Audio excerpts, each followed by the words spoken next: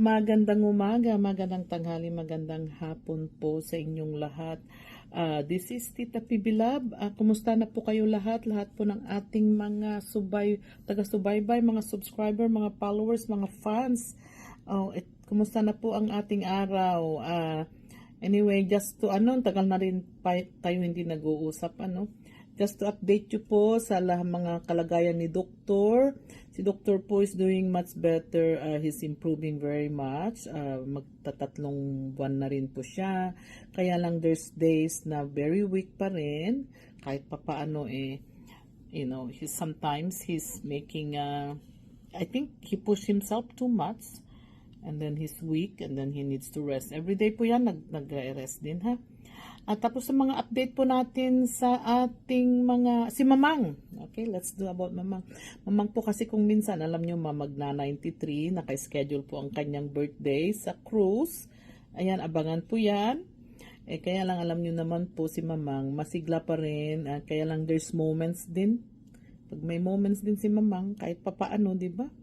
Alam nyo na, 93. Ay, kung minsan masungit, kung minsan mabait, kung minsan tawa ng tawa na kwento ng kwento sa akin. Sinusundan niya ako, kaya ko minsan naawa rin ako sa kanya. Kasi kung kailangan niya ng kausap. Yung mga aking tatlong anakis sa Abra, yun, grabe yung mga yan, napakabait nila. Hoping that they do well at school.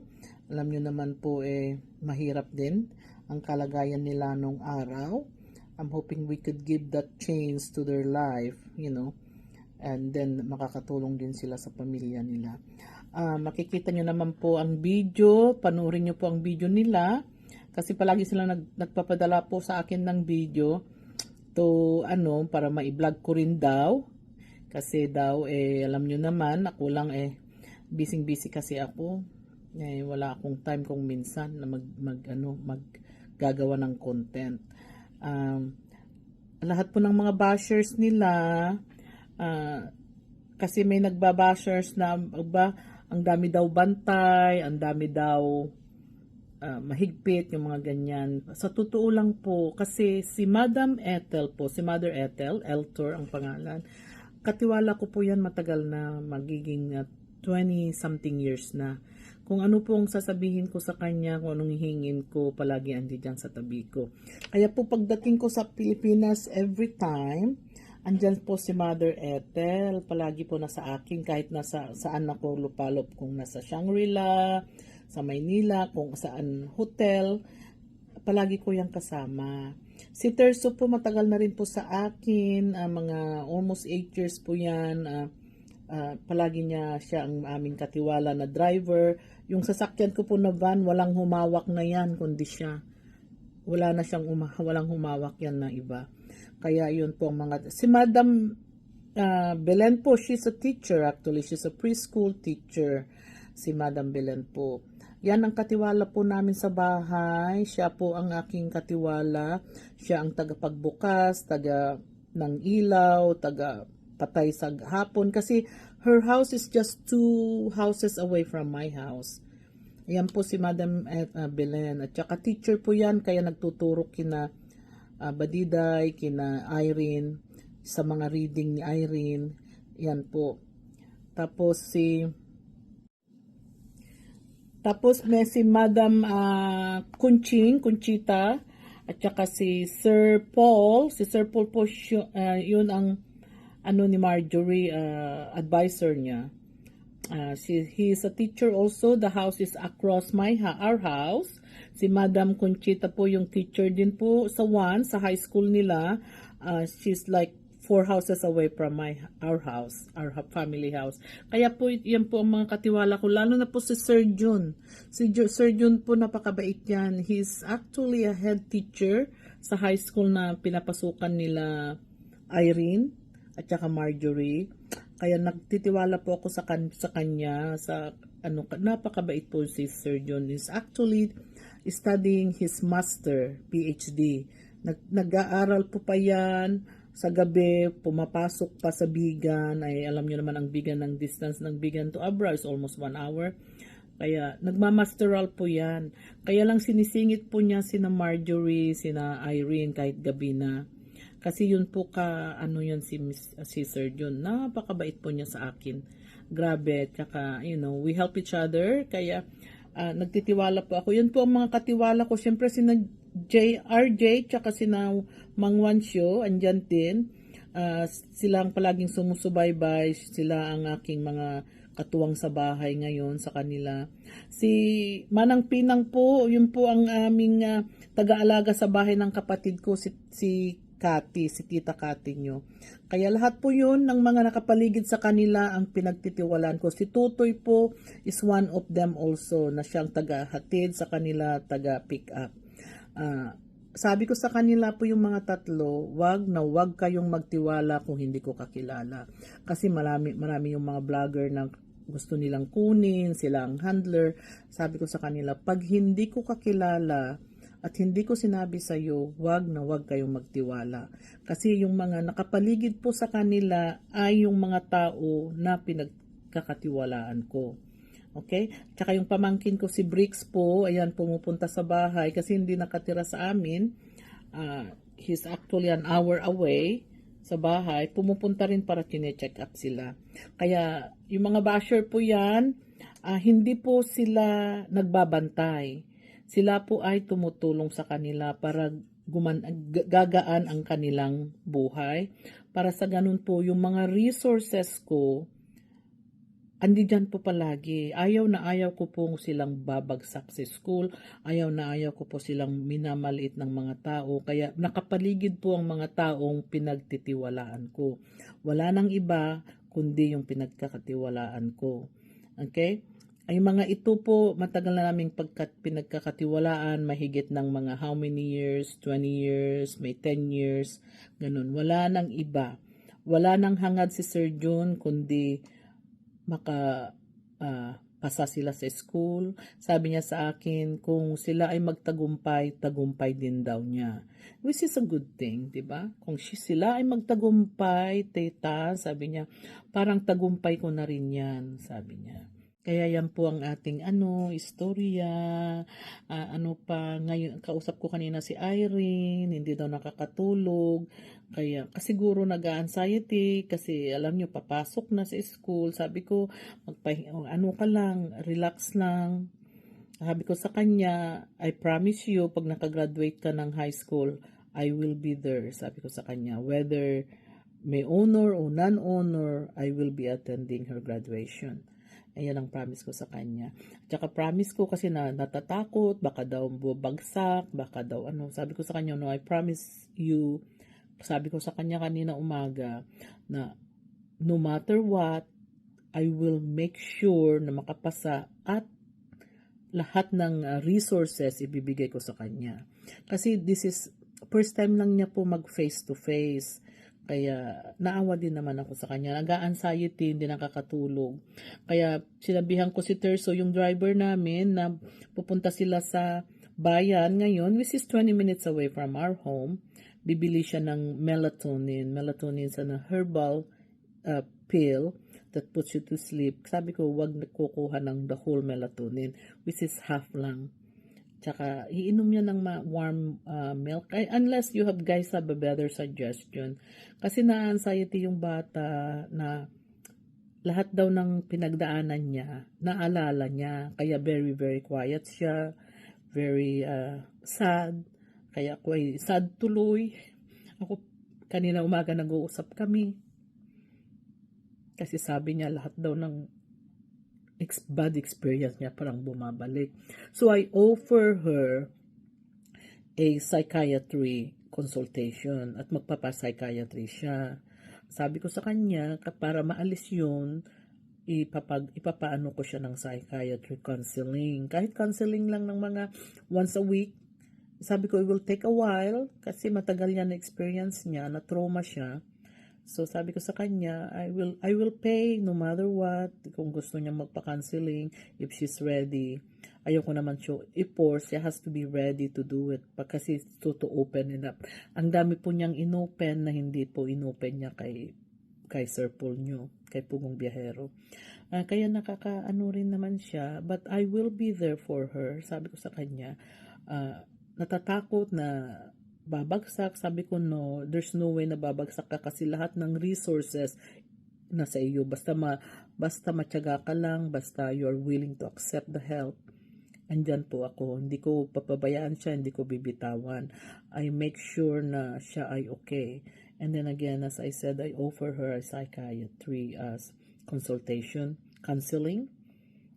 Hopefully, she'll accept that. Okay, so mamaya po magsasamba po sila. At tapos po, sabi ko, kay Terso, yung si Explorer, na iano nila, na they gonna go out and have merienda, kahit Jollibee lang, or maybe they go to Max, ganun, o Chowking. Para lang ma-relax sila. Okay? I'm very pleased for them. They're very good people. You know, I don't have problems so far. Mabait sila. I hope na it will continue that way. Kasi siyempre inaalala ko rin sila kahit papaano.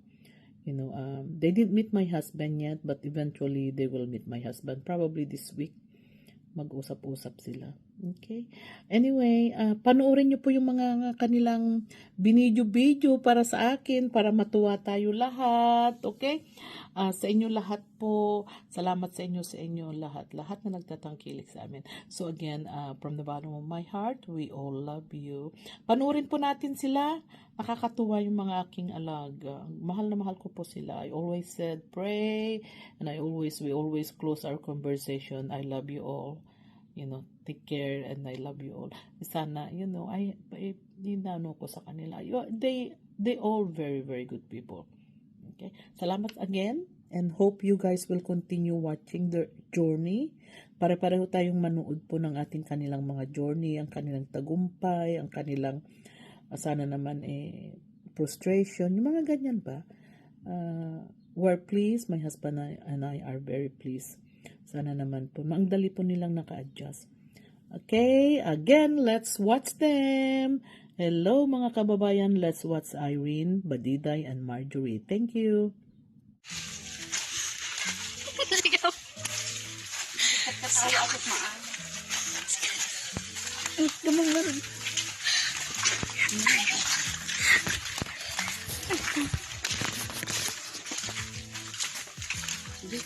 Ore na gano.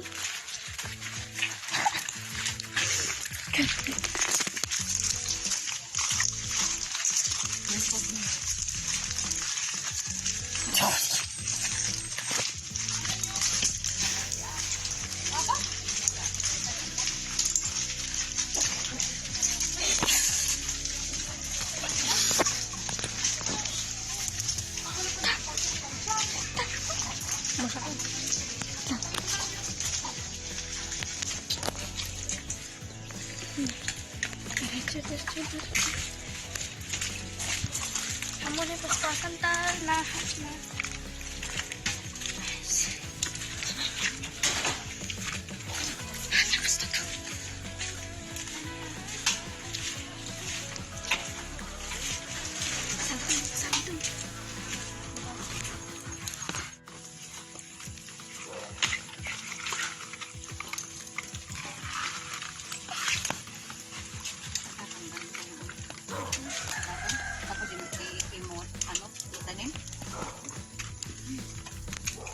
Huwag na kang tanggalin, ulanin na.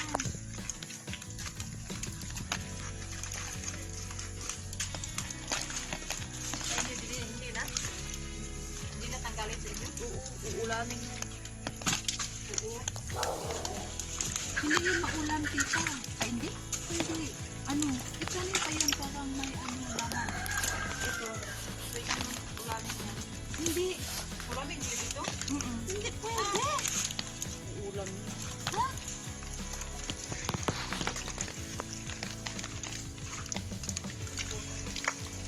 Yung ano lang, yung buto dito. Yung laman? Oo.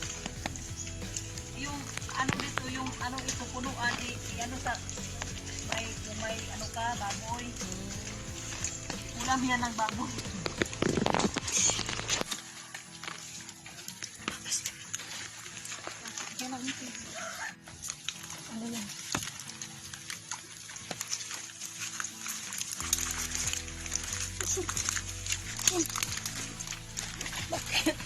Nabibitas yung sinilas.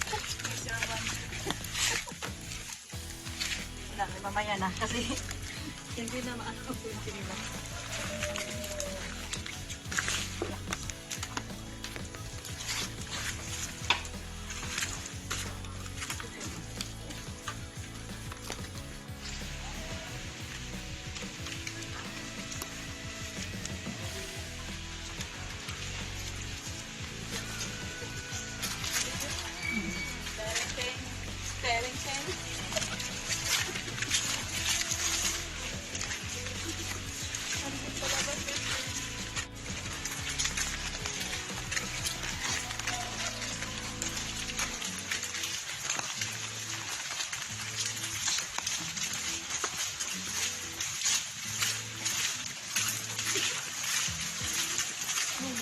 Mayroong regalo na damit from Jamaica Layuga.